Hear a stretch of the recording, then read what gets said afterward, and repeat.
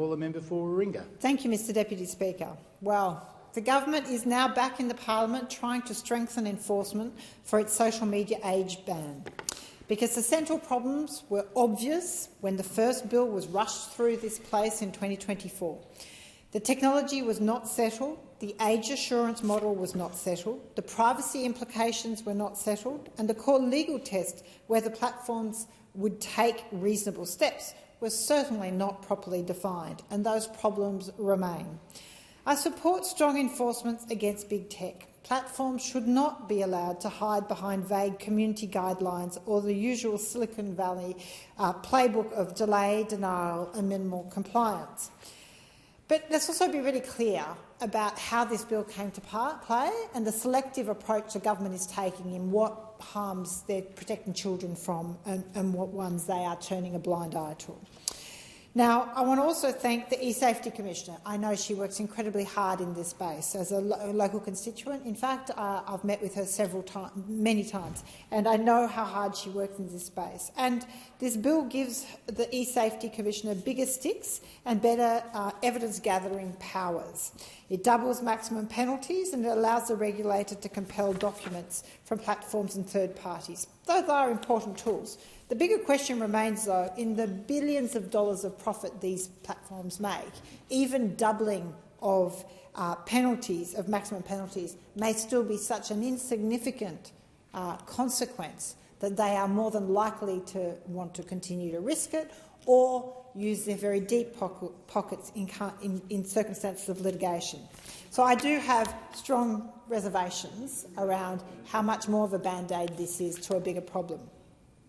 Because what we know is this legislation and these amendments, it does not fix is a central weakness in the scheme, what reasonable steps for age verification actually means in practice.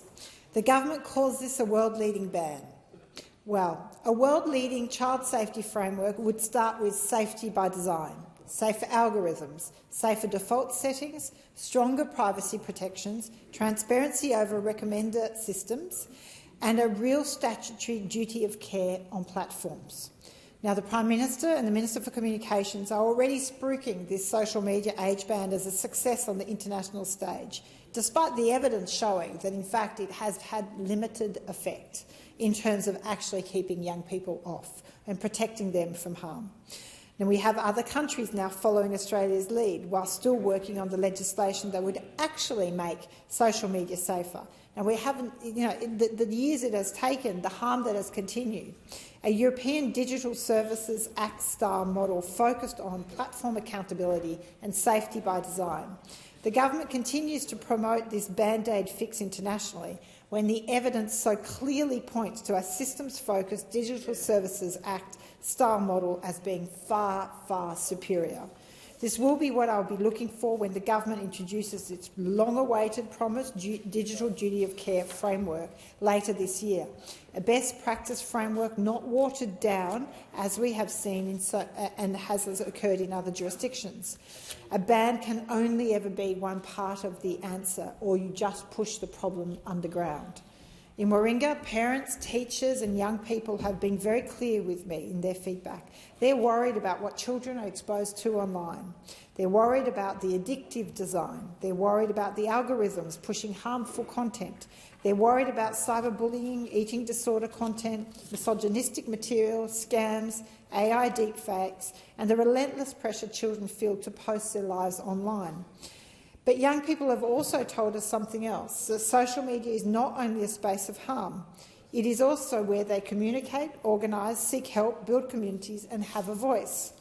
When I spoke to the original legislation in 2024, I referred to Lucy Flynn, a 14-year-old from Warringah who had recovered from an eating disorder and used social media to petition for more public hospital beds for eating disorder treatment.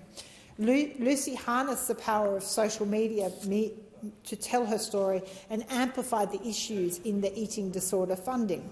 Online platforms can provide a platform to reach people outside their geographical communities, provide an avenue for youth leadership on issues that matter to them, and provide the ability for young people to feel that they have control over their future. So I disagree with the government. The answer is not a blanket ban on social media. It is to make socially safe, by design, social media fit for the digital age and for young people like Lucy to pursue their passions and find their tribes. A cynical hypocrisy exists when a government lets gambling ads harm the well-being of Australian children. Children as young as 6 can identify gambling companies' brands, while posturing here in this place to be cracking down on social media tech giants with an ineffective and, I would say, disingenuous age ban for social media platforms. The social media minimum age scheme requires age-restricted platforms to take reasonable steps. So this is important for people to understand what this legislation actually does. So it restricted platforms to take reasonable steps to prevent children under 16 from creating or keeping accounts. The platforms covered include major services such as Facebook, Instagram, Snapchat, TikTok, YouTube, X, Threads, Reddit, Twitch and others, subject to the statutory criteria. Keep in mind there's a lot of concerns around gaming platforms that also create cause for harm. What is really important to understand is there is no narrowing of that decision, the definition around reasonable steps, and I'll come back to that in a moment.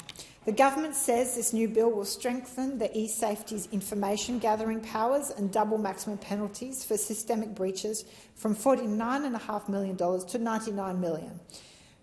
Again, I say, for companies that are making billions of dollars of profit, there is the question of is this still even meaningful in terms of a stick or a penalty? This amendment will allow the e-safety to compel evidence from platforms and third parties, including age assurance and app store providers. That is what this bill provides for.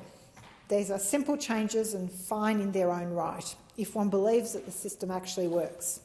But the context of this debate does go back to the original bill in 2024. Then, crossbenchers and experts noted that it did not specify how the ban would be implemented and that reasonable steps was not defined in the legislation.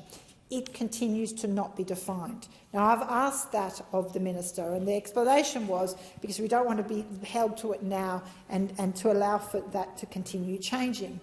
But what it does do is it creates just a huge legal grey area.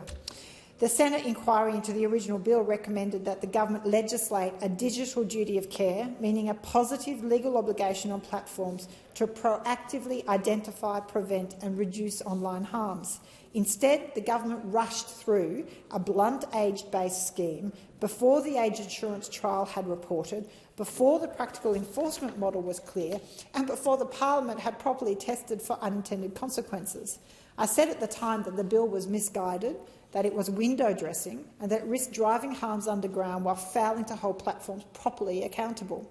I also said the government was putting the cart before the horse by legislating first and working out the detail later. But of course, here we are, fine-tuning some detail. The recent evidence bears all of those concerns out 2 years on. A University of Newcastle study found little immediate evidence that the restrictions had reduced access, with more than 85% of surveyed under 16 still using restricted platforms after the policy began. Young people reported bypassing age checks through fake accounts, friends or family, incognito browsing and other workarounds.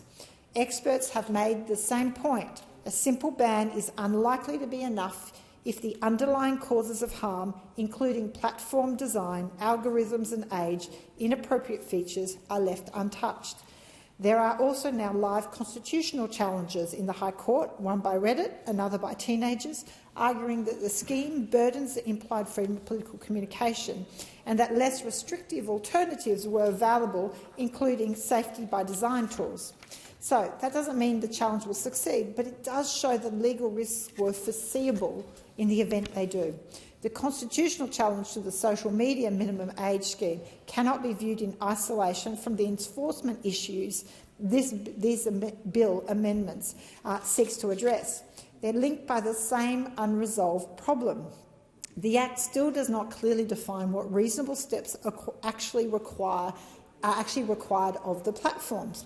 Now, if the Prime Minister thought a Royal Commission into domestic violence would be a lawyer's picnic, let me tell you, this bill is a lawyer's picnic, especially when you're talking about social media platforms with extremely deep pockets and an extremely well-developed desire to contest these kind of restrictions.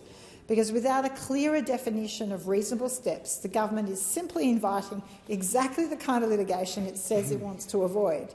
Platforms will argue over what was reasonable, lawyers testing the boundaries of the Act, and the courts being left to do what the Parliament should have done in the first place.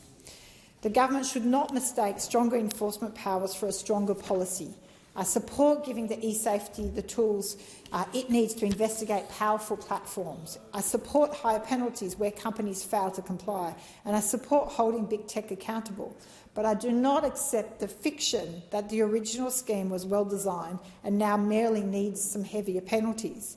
The obstacles were obvious then: vague obligations, unsettled technology, privacy risks and the absence of a proper digital duty of care. Parents deserve better than being told that the problem has been solved when they can see every day that it has not. Young people deserve better than a policy that treats them as the problem, rather than focusing on platforms that profit from harmful design. The proposed digital duty of care must be the centrepiece of the next stage of reform, a best practice framework that requires platforms to design for safety, gives regulators visibility over the algorithms shaping children's lives, and backs prevention with proper enforcement, education and support. If not, it is just more window dressing.